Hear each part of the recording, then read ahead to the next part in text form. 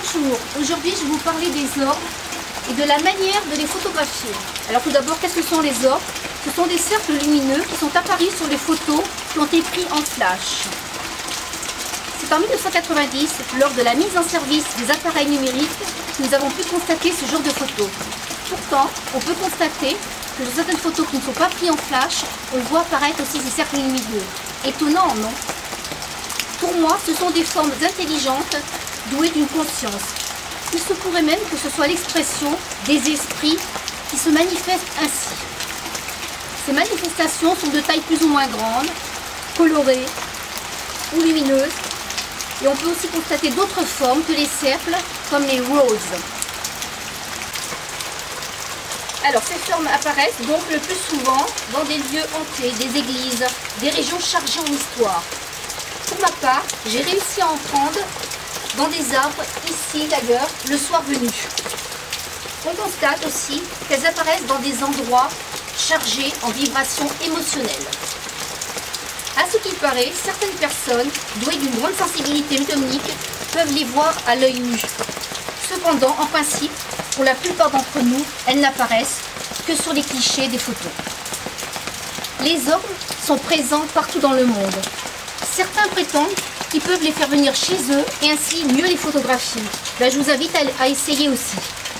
Donc, les orbes, sorte d'énergie ectoplasmique, seraient un lien avec notre planète la Terre et d'autres univers situés dans la galaxie. Et cela permettrait ainsi de mieux communiquer avec eux. Quel rêve extraordinaire nous pouvons ainsi réaliser. Si ces apparitions fantomatiques sont bien l'expression d'intelligence extérieure, nous avons alors tout le matériau nécessaire pour nous enrichir de 1000 connaissances nouvelles. Un physicien américain qui a travaillé pour la NASA prétend que ces formes sont bien l'expression d'une intelligence venant d'un autre monde et que l'on peut très bien communiquer avec elle. Il a fait des expériences très pointues dans des milieux rigoureux et contrôlés.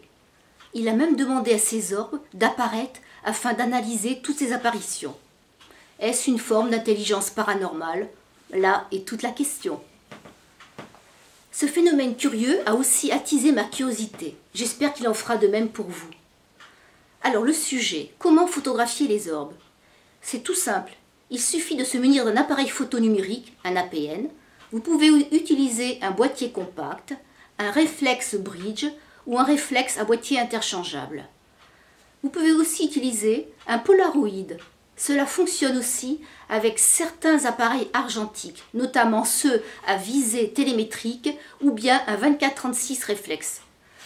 Pour cela, il suffira de mettre le mode automatique et de choisir la résolution maximum. Pour votre expérience, choisissez aussi d'autres modes et observez ainsi ce que vous obtenez. N'oubliez pas d'armer le flash, car il est rare d'obtenir des orbes sans flash, mais cela arrive de temps en temps. On peut aussi les filmer, mais à condition d'avoir une caméra infrarouge. Je vous conseille de noter toutes vos expériences, soit sur un carnet de bord, soit sur un fichier, ou bien les deux. Vous pourrez ainsi suivre votre évolution avec ces entités. Remarquez aussi s'il y a des changements dans votre vie et essayez de demander leur aide, ou bien de vous donner des signes particuliers. Ont-ils quelque chose à nous apprendre que nous ne connaissons pas? Par exemple, des informations sur leur existence, de meilleurs moyens pour les contacter et surtout, quelle méthode utiliser pour mieux communiquer avec eux. Afin de mieux photographier ces phénomènes, il est conseillé de le faire à la tombée de la nuit. Que vous viviez à la campagne ou à la ville, le soir est plus propice à ce genre d'expérience. Choisissez pour vos premiers clichés de prendre des photos à l'extérieur. Si vous préférez aller à l'intérieur, choisissez des édifices religieux anciens ou chargés en histoire, comme je vous l'ai déjà dit. À l'extérieur, tendez votre appareil vers le ciel nocturne et prenez toute une série de photographies, au moins une dizaine. Vous pourrez ainsi comparer les différents clichés. Puis gardez le cap et choisissez un autre endroit et renouvelez ainsi l'expérience.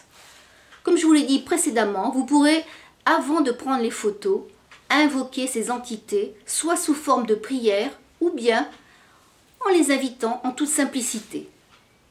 À l'intérieur, par exemple dans les églises, choisissez de prendre des photos sur les autels, sur les piliers, les statues ou le plafond.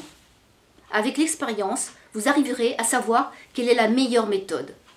Après une courte prière ou une méditation ou tout simplement un recueillement, vous invitez les orbes à se manifester sur votre appareil photo. Pensez à noter toute progression, les nouvelles formes que vous observez et inscrivez-vous sur des sites de recherche spécialisés dans ce domaine afin de partager avec les autres cette expérience extraordinaire. Vous remarquerez qu'un champ d'investigation s'ouvre ainsi à vous au fur et à mesure de vos expériences. Restez humble devant ces fabuleuses découvertes et gardez à l'esprit que d'autres univers non perceptibles à l'œil humain existent et que l'on peut les explorer avec un cœur pur. C'est dans l'harmonie, la paix de l'âme que sur cette terre, nous pourrons progresser, s'instruire et communiquer avec des intelligences venant d'autres univers. Bonne chasse aux orbes et recevez cette belle rose. Merci.